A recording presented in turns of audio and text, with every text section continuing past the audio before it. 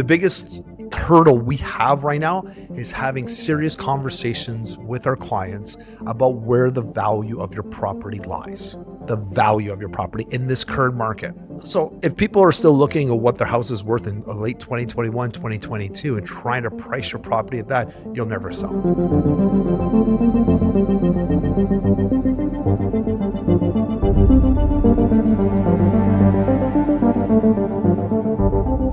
Welcome back, everybody, to the DC Talks podcast. Hope you are all having a great week so far. I'm your co-host, Agent O Owen Osinde, with Mr. DC David Chinelli. What's up? We are back for a brand new episode. For today's episode, we're going to be covering the market, specifically the numbers, looking at September's numbers.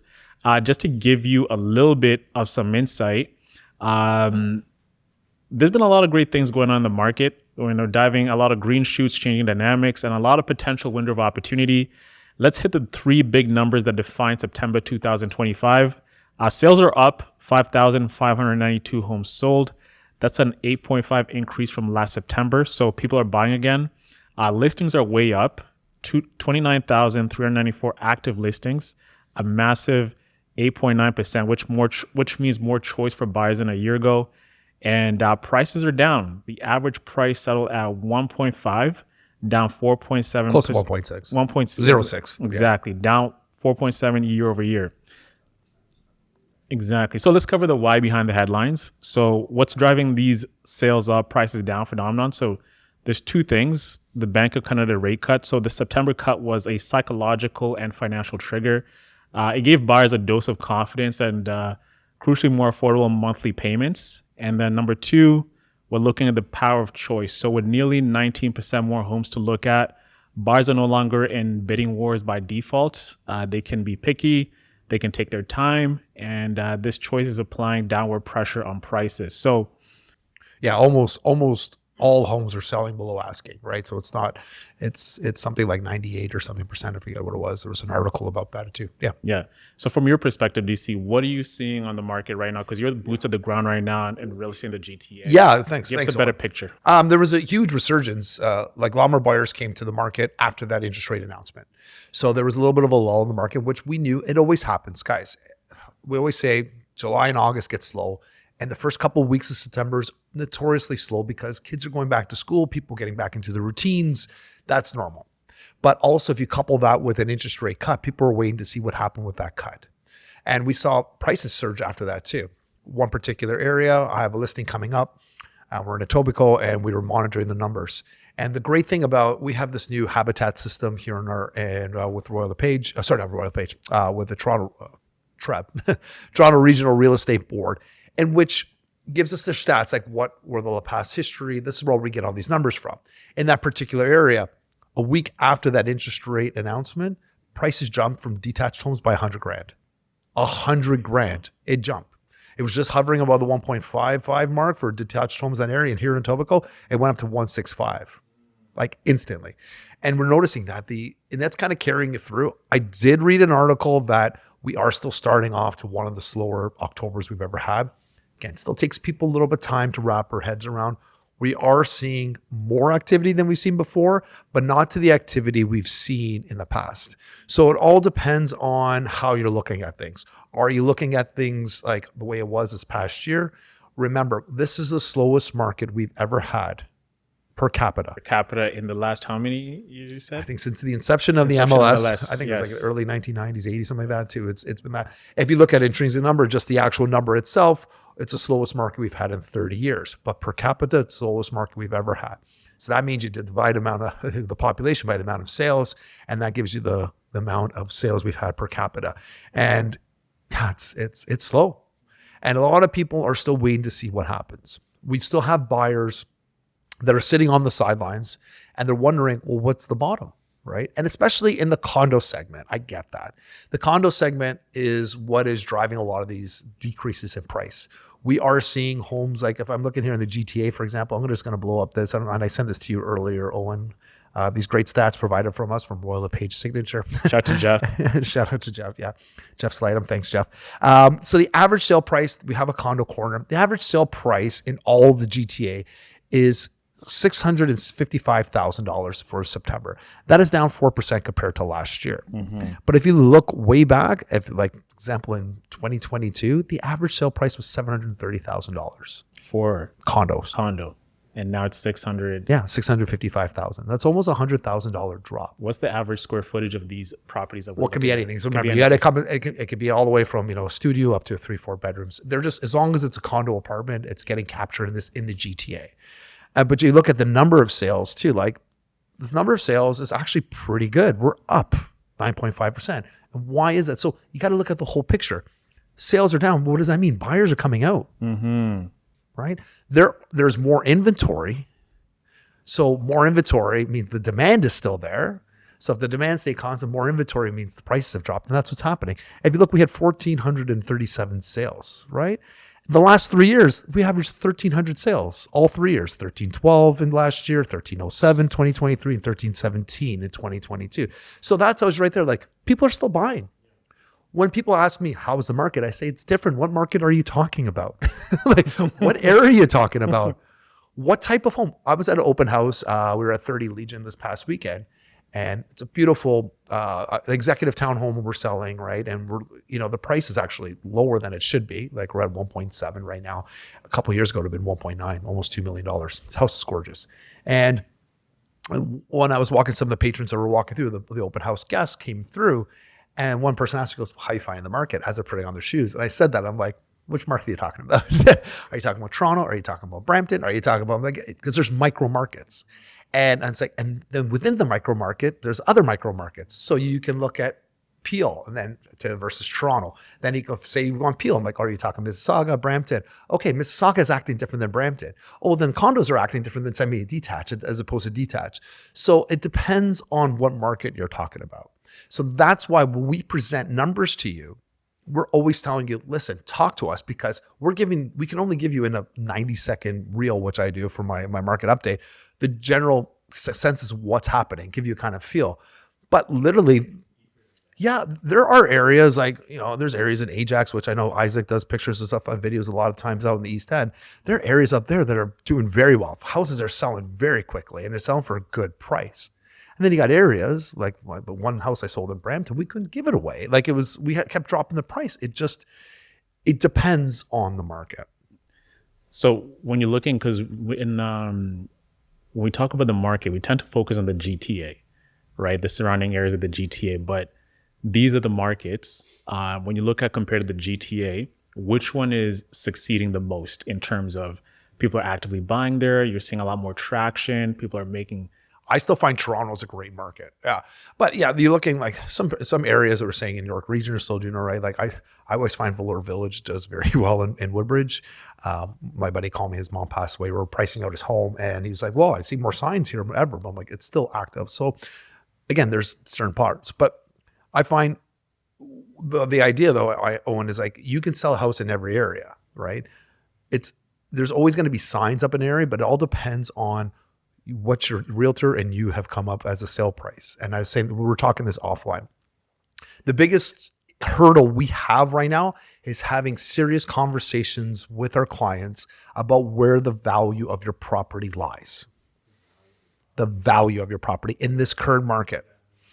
So if people are still looking at what their house is worth in late 2021, 2022, and trying to price your property at that, you'll never sell. We were at $1.35 million, $1.35 million back in February 2022. Average sale price, you just told me, it was $1,050,000, close to $1,060,000. That's $300,000 difference close to. So you have to have a real reality check.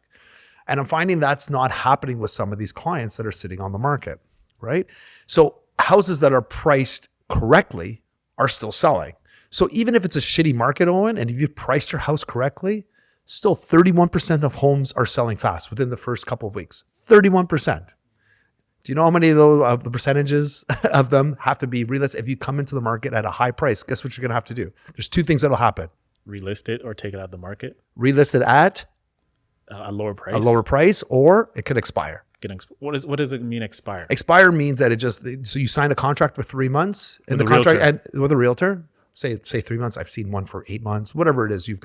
Whatever the market, we have to have at least 60 days on the market. So it could be anything, anytime after that. That means that it's just done. The contract is over because has died. It expired. Over 39% of homes or of listings are expiring. That means you haven't sold your home. Chances are you may have had an offer, you didn't accept it, and then now the listing's just dead. So what's giving and into and 31 to 38% are relisting their properties. I believe it's in their 30s. So what's feeding people's delusions to still believe that they can sell their homes at these high prices when the market is saying otherwise? Well, sometimes, like as realtors, a lot of you talk to them, some people are blaming the sellers. I actually say, well, who's feeding the sellers is information. I also blame the realtor. It can be a combination of the two. Now, we were also talking offline. I've had two situations where either the realtor or the seller or both are just out to freaking lunch. They're just out to lunch. And I'll give you one example. I have a client and she called me and she was working with another realtor and now she wants me to represent her. And the other realtor just wasn't strong in the sense that she didn't know how to evaluate the property. She kind of does it part-time, but it was a family friend, et cetera. But they put an offer on a property about $1.35 million. And at first glance, when I was listening, when I first met her, I was just sitting down. I did my listing presentation. I said, okay, yeah, that agent, as soon as you buy a property of that agent, I will sell yours here in Toronto, no problem. It's like, just be in communication with me. She can do all the running around up in the rural part of Halton. That's fine. But if you want me to represent you, that's fine too. But, either way, I'm not stepping on anybody's toes. You have a contract. And then I found out afterwards, she's like, well, family friend, blah, blah, blah. We want to put an offer for 135. That's what we felt the offer of the house was worth. And I was like, okay. And what did she say? And the agent was like, she was embarrassed. I'm like, what do you mean? Well, she's like, well, the property was paid for $1.1 million in 2020. Okay. What did they list it at? 1.8. I said, excuse me? I said, okay, wait a second. And I said, so I'm like, you're going up $700,000. I'm like, what did they do to improve the property? And so my client started laughing. I'm like, well, why are you laughing? And she's like, well, they painted the outside, the siding. They painted the cupboards in the kitchen and they renovated one small bathroom. They painted it. It's not like you're uprooting the entire kitchen, putting a new kitchen, flooring, new HVAC, landscaping. These are it needs a new HVAC. It needs a new whole bunch of stuff. And it's sitting. So the problem is it's sitting on this large piece of land, but the land is actually eroding. There's no retaining walls, and the land actual is not usable. So only about half of the land is actually. So you might have, let's call it half an acre. Only maybe a quarter of it is actually usable. If the erosion starts, that means you have to put up a retaining wall to make sure the erosion of the property doesn't fall. They have a pool. They put a new lining in the pool. Again, we're talking max $10,000-$15,000. Well, what I said, okay. Because when I looked at that price, we're sitting on a napkin, did a napkin, I said, yeah, probably about 1.3 to 1.4-ish. And I'm like, but I haven't seen the property, so I can't say anything. Again, she was still working with the other agent. I was just going to sell her property. This is back in July. And anyway, long story short, she wasn't happy with her agent. It wasn't strong. And I understand why, because she wasn't representing her. And then, so she called me a couple weeks ago and said, about a month ago, she's like, we really want you to represent us. We want one more kick at the can, but I want you to go see the property. I want you to see the property and see what you really feel about what it's worth. And I said, you know what? I'll do something better. I'll bring Coach with me.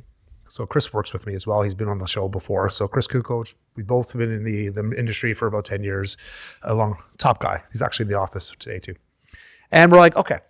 I didn't tell him anything about the property and said, Chris, we're going to jump in the car. Let's evaluate the property. And as we're sitting there, we're like, the house needs a lot of work, like a lot of work. And there's two other homes that sold in the area. And this is like, we can kind of compare to. But we're like, okay, first off. So we went through the home and we and him were sitting there. We're like, we just kind of ran, again, a napkin thing and numbers. And then I went home and I ran the numbers. So when this property sold, we agreed on this. When you sell for $1.1 million, the market has increased 19.1%. So that gives you about a 1.31%. So this is the conversation you should be having with your client. And the value said, okay, maybe the value put into, remember the upgrade said, maybe 50,000, gives you 135 of the paint job. Now that's how it looks. Maybe the market's improved a little bit better. Maybe your house has this, maybe that. Fine, but you paid 1.1 million. It's the same house. It's not like, you're comparing apples to apples. Apples to oranges. You're comparing an apple to an apple and you're using the market. Right. And then we compared it to a property which sold for 1.6 million in the neighborhood, 1.6 million, half the land, but it's actually usable land. This didn't have a garage, that had a garage and fully updated. So according to that, and I have the numbers, I brought it to a 1,367. And that compared to another one, which same condition, no garage, all this stuff too. And that brought it down to 134. So our initial reaction to this was like 135 all day long, right? And we came back to the findings, and my client and I talked to it. And then Chris actually talked to another agent who lives in the area and knows the area and knows that house well. She's like, they're lucky to get 1.3. Anyway, so we have this, and I'm telling you this story because I'm just kind of tell you like how conversations should be having with your clients. So I called the agent, and he's like, well, we had it listed for hire and blah, blah, blah. And I was like, I get that. I'm like, but you guys paid 1.1 million for it. And his response was, yeah, but we got a good deal on it. I said, so did everybody else, hence the 19.1% increase. So you can't look at that like you're looking at like a personal one. He was like, yeah, and then he's comparing it to that house that sold for 1.6. And he's like, but our lot's bigger. I'm like, yeah, not usable. And what about the country? And I said, what about the construction costs? What about the value of the property? And it's a gorgeous house. Yours needs to be gutted and ripped down. And not to mention, right? And I said to him also, they just got 1.6. They had to drop their property down for 300,000. At the time, he had dropped his 300,000 to 155, and I said, still overpriced. So I said to him, like, yeah, I get it, but you were always overpriced, and so were they, right? But now we're looking at it. What numbers did you compare with? And he's trying to like list these properties. Well, that's sold for 1.6, so ours is the same. And it's not the same. It's not the same. So you have 4 agents saying to you, listen, buddy, it's not worth that. And he's coming back to him and saying, well, he's talking back to his clients saying it's worth more than that because of the law. These guys aren't seeing it. We all have the same access to the properties, right? You've also been on the market for 6 months. What's going to happen? Remember those stats I said before? He's pretty much denied us, and he wouldn't do a condition of sale of the home, which is another problem. Most of anything close to 1.5 in that area, we're seeing a lot of buyers who are looking to purchase first, but want the security that they can sell their home. And in a hot market, you don't see that. What it is, it's a condition of the sale of the home. So you're going to offer a price, and you're going to give 30 days, let's say, go and say, listen, in the offer, say, we have a condition. We could do the home inspection and get financing, we'll firm it up, but we want a condition also saying that we need to sell our home, otherwise we can't afford this home. It's part of the condition, right? It just makes sense. In the meantime, you can market the home, and you're able to accept offers on a home. So if you find an offer as a seller, so Owen, if you sold the property to me, right? I have a 30-day condition to sell my house on Royal York, and you can continue to market that, right? If Isaac, who's our camera guy, if Isaac comes in and gives you an offer that you find acceptable, in the offer, you'll have to give me like 48 hours, whatever it's in the offer. We usually say 48 hours to tell me, hey, listen, you either firm up this deal or I'm going to work with Isaac. So you can still market. You can still actually potentially make more money by getting an offer. If the market goes up in those 30 days, Isaac could come and give a better offer than I gave you, or at least a firm offer. So why wouldn't you take that condition? It's sitting on the market anyway. His first thing, we're not looking at that condition. You've been on the market for 6 months. What are you doing? Like, you're missing out on a large population of people that can give you an offer because you're saying on the silly condition, well, I don't want that condition. And the house is vacant right now. So a conversation needs to be had with this agent. He's not listening. So as a seller, I also saw no cards on the table. I also saw no marketing materials, which, it's been he's not doing anything to promote the house. What he did is he turned on the lights. Thanks for turning on the lights. But these hard conversations need to be had, right? You have to have these conversations with people. Like, at least he is cutting the price because he's realizing he's going to need to get people in the front door, because that evaluation he had was totally out to lunch. I have no idea where he got. So you just got them off like vibes pretty much. Yeah. So it's a unique property, but you got to remember, a unique property, you got to take your emotion out of it, and they're not. I don't understand where evaluation 1.3 went to 1.8. I don't know where that extra $500,000 came in. It just doesn't make any sense. Not very. And he wasn't very easy to work with. So again, guys, you have to have a conversation. Your agent should be looking at 2 to 3 different ways. If you're looking to sell, especially in this market, I always encourage you to talk to multiple agents and find out what they're offering you, what they think the value is. If they're just agreeing, and if you have a pie in the sky number and they're agreeing with you, then you're just wasting your time. You're going to look foolish in the end. It just doesn't make sense. I'll give you another example. I feel right with examples. This is, I have, and I'll bring you what I had to do, because I've had some hard conversations with clients, and I'm just like, I've literally turned down listings because, as much as the listings I want to get, it's like, I had to be truth. They've already been heartbroken from other people, from other agents. I didn't want to lie to them, and I won't lie. So this other agent, I have a client of mine, went to see a property. They purchased this beautiful condo, $2.6 million for it in 3 years ago, I believe it was. But it's a condo, and it's a stack, and it's a unique condo.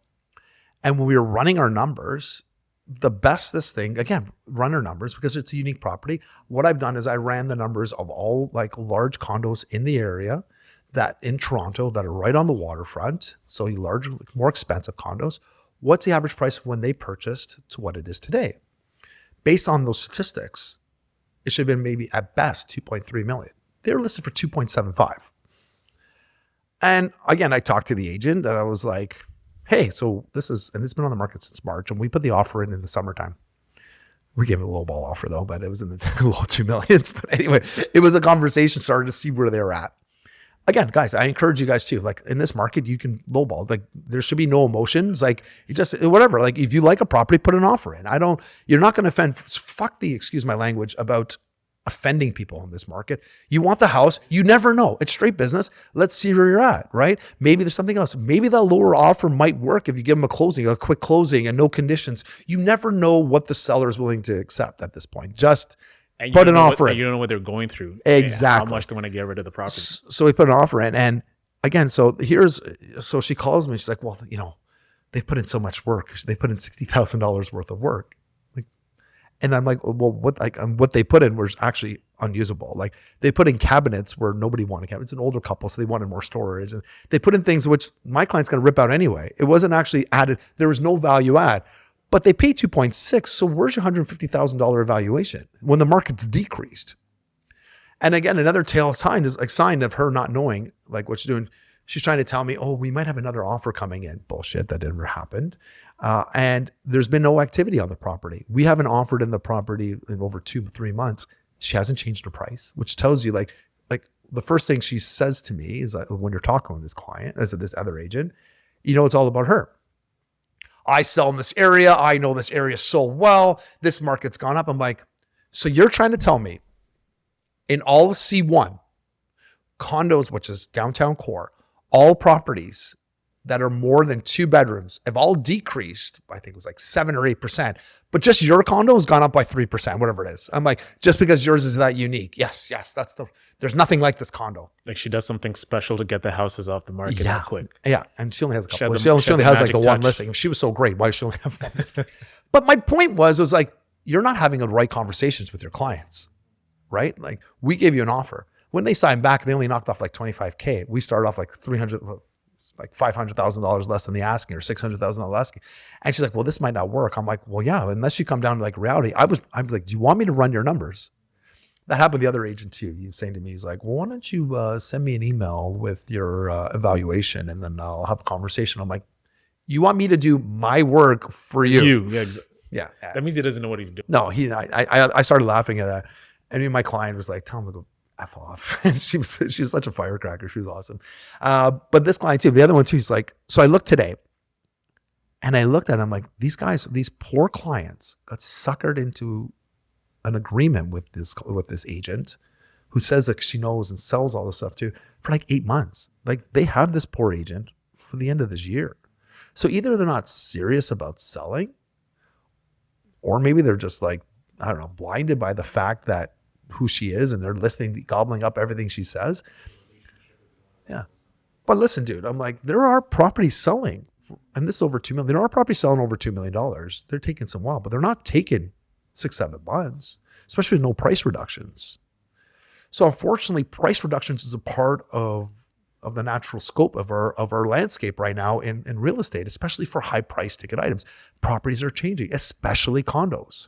So when I look at something without a price change, it's gone stale. No one's looking at it. Definitely, I know no one's offering on it because what happens when you give an offer, we all get notified about an offer. There's been no offers going in. When we went there was no cards showing that there was anybody showing the property. And that was like 3 months ago. So this is why I'm leading to my conversation. And then do you want to ask questions? I was going to ask you real quick. How can people take their emotions out of what they bought it for plus what they expected. No. You don't. There should be no emotions. And I know this is hard. When I have a conversation with people, it's business. And maybe like, well, my kids were born here. I'm like, Natalie and I talk about this all the time. Your kids are coming with you. You're going to make new memories in the next place. But there's sentimental value. Like, I know to it's play hard. devil's advocate, I don't mean right? to be a dick. Yeah. So and listen, I do get it. I joke around like that too. But it's always funny. Natalie says, she goes, the kids are coming with us. Like some of her friends are like, I'm like, it's not like we're leaving them in the house. Sometimes you wish you would. But yeah, it's funny because you almost got to step off. We run the numbers, and when I do it my way, I explain. I do a market evaluation because all of us realtors have the same information. So if I'm coming to a spot, a good realtor or even an average realtor should be able to see the numbers and run the numbers the same way we are. We're not putting any emotion. There's no box in there that says, okay, how many kids have you had living here? How many people have died here? You know what I mean? There's not a box in which we add.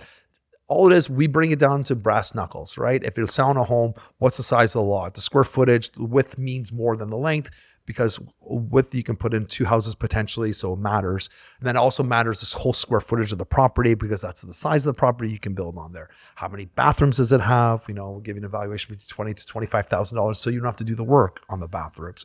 How many kitchens are there? Square footage. So that's how you take the motion out of it. We have to say to our guys, listen, and if you're selling in our properties, especially condos are easy enough because there's the same unit in your building. I just did a reel on this, which should pop up next week. When you're evaluating a condo, you got to look within your own condo corp, your own condo building. You cannot look at your neighbor because you have those two buildings are run totally different, right? One could be newer, a little bit older. What is included these amenities? What is not? How's your maintenance fees? This one could be run poorly. This one can have animals, and this one can pets. This one cannot. That's a huge. Some don't allow pets. Even buildings, as I said before, there's the Viking Lane over here. There's 2 buildings built by Tridal, and they share a concierge. But the 2 buildings have different price points because building on the left doesn't allow pets, and building on the right does. So people that want to have pets, they're spending more money to have that go to that building. They won't buy in the other one, right? So anyway, you have to evaluate the property. You got to take emotion.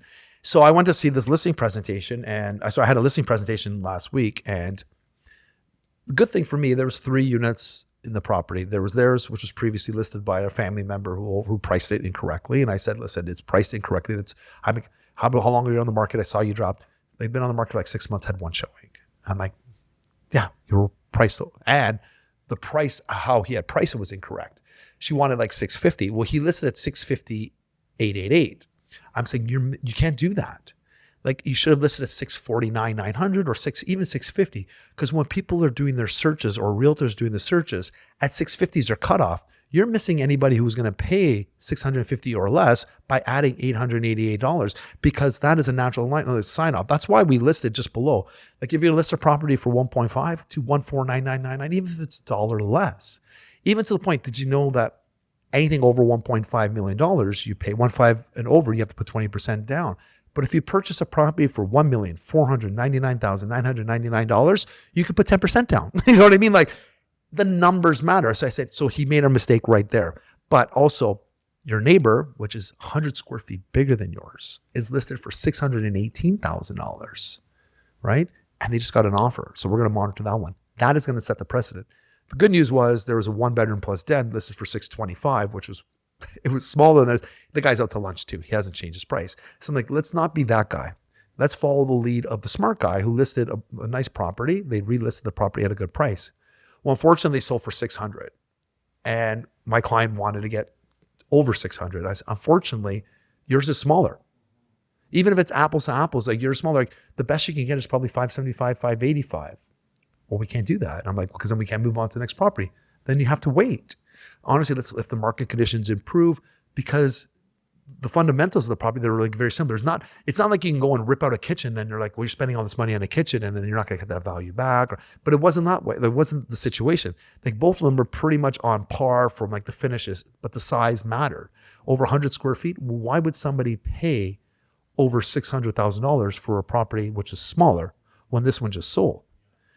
And then the client was saying, well, these guys needed to move. And we're saying offline, the market doesn't care about the history or why the person's selling. We're looking at numbers. So this is how you have to take the emotion out. We understand that these people needed to move, but the market doesn't care. The market only looks at numbers.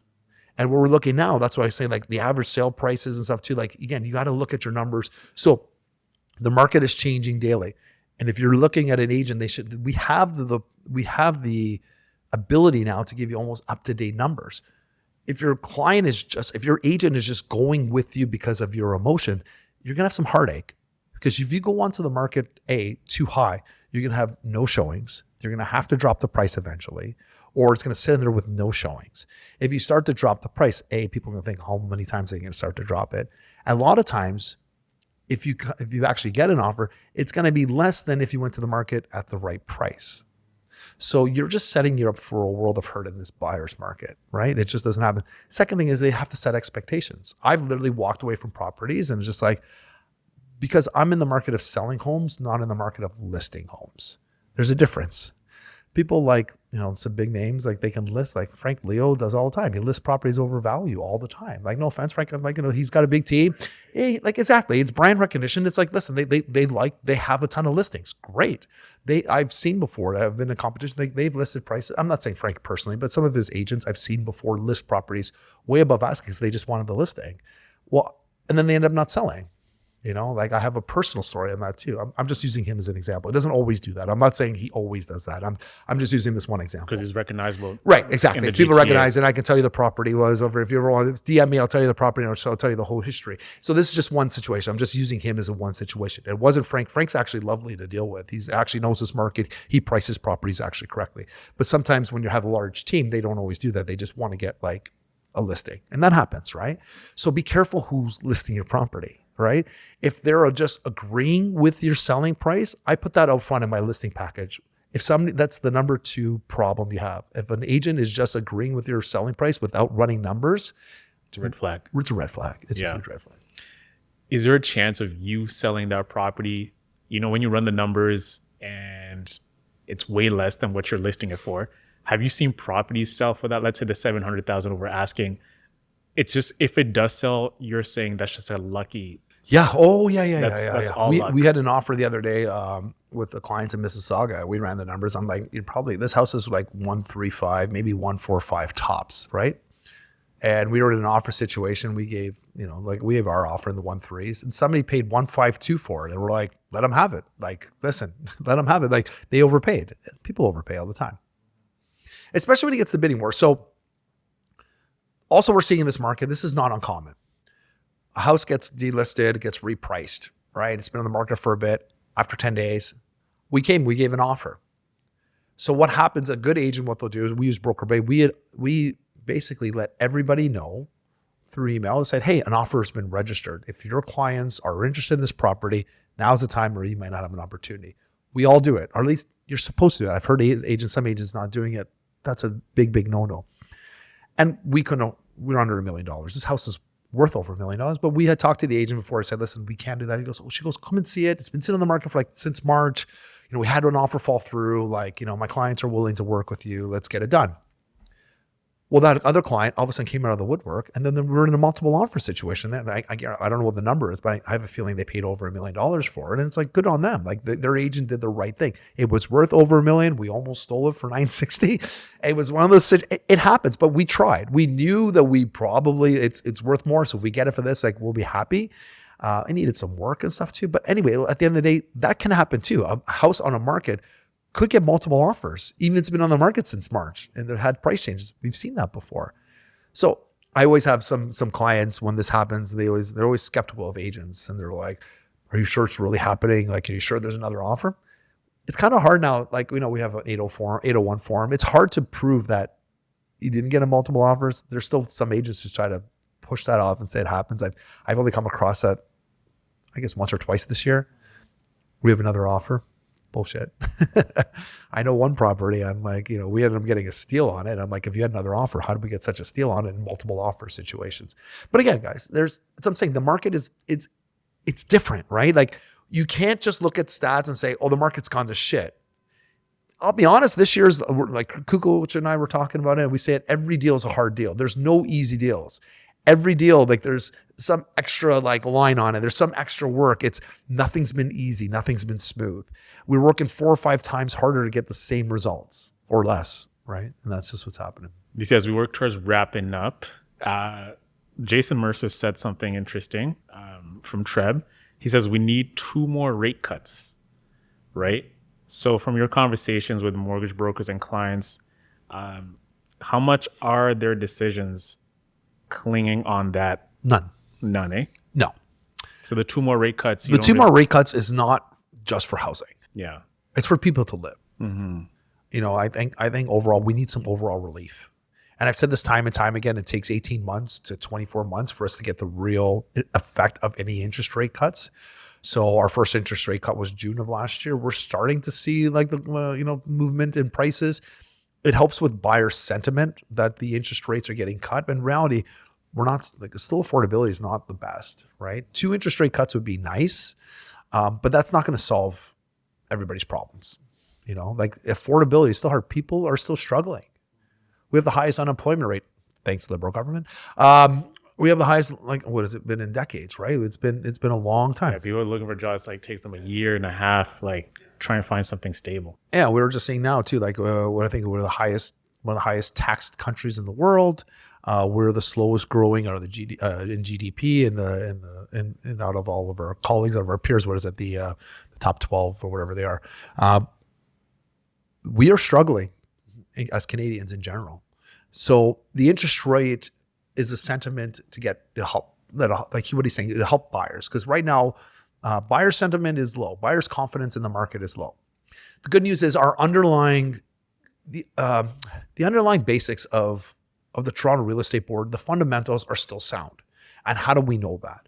Well, we've had an average sale price of $1.1 million, and we can show you that stat. I think I'll send it to you if you want to put it on the screen afterwards.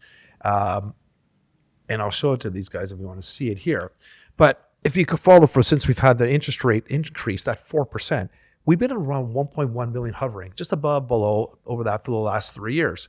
Even with those high interest rate cuts, people weren't losing their houses. It wasn't like there was a bottoming out. That tells you, right, that the fundamentals, people still want to buy in Toronto. Sure, there's less purchases right now, but they're not zero, right? We have 65, we're probably going to have 65,000 sales this year. We had 67,000 last year and there's 68,000, something like that, under 70, which is slow compared to us in the years. But it's not zero, right? And the prices aren't dropping. So, which tells you like it's still a good investment. And even buyers are getting a good price. We talked about the average sale price decrease in condos, but there are some detached houses that are also getting hammered. So you can get a good price. So that's not to say you shouldn't be selling. If you're buying and selling in the same market, again, it washes out what you earn what you save on the buy, you're going to lose on the sell. But again, you're washing out. If you're just selling at this point, unless you need to sell, we talk to our clients, are you able to weather the storm? You might be like this for another year or two. Are you able to come back? Otherwise, it's the same price you've got a couple of years ago. We're not going to get to 2022 numbers, but we're seeing people that have bought in 2022 kind of drop their pants a little bit trying to sell now. One of my clients is saying the next door neighbor sold in the height of the market for $2.3 million and just resold for 1.75. It's happening. That's just life. It's just life. We're also saying, so one of my client works for a builder and a big builder, like builds condos. And the assignments, which means people have purchased properties on spec, and then they don't want to close on them. So they're selling them on assignment. They're selling the paper. $500 less a square foot. So if you bought at, for example, 1,000 square foot property, at $900 a square foot, you're reselling it for $400 a square foot. You're losing $500,000. And there's that guy in the news. He lost on that. He sold his property on assignment. He had to get a mortgage for $300,000 to cover the cost of the sale. So he didn't get sued. So is there opportunities out there? Hell yeah. It's going to be one of those situations where people are going to be kicking themselves saying, I should have bought properties. Because again, how long do you think this lull is going to happen? I'm a firm believer in real estate, especially Toronto. As you always say, it's a long-term game. It's a long-term game. Well, hope you enjoyed that episode. A lot of jam-packed information on September's numbers. If you want more details, you know who to reach out to. Mr. DC over here, dchinelli at royallepage.ca, or you can find the details of all the content that we covered here in the description below, and I will be providing links to them so you can investigate them further. Have a great week, everybody, and we'll see you next week for a brand new episode. Peace.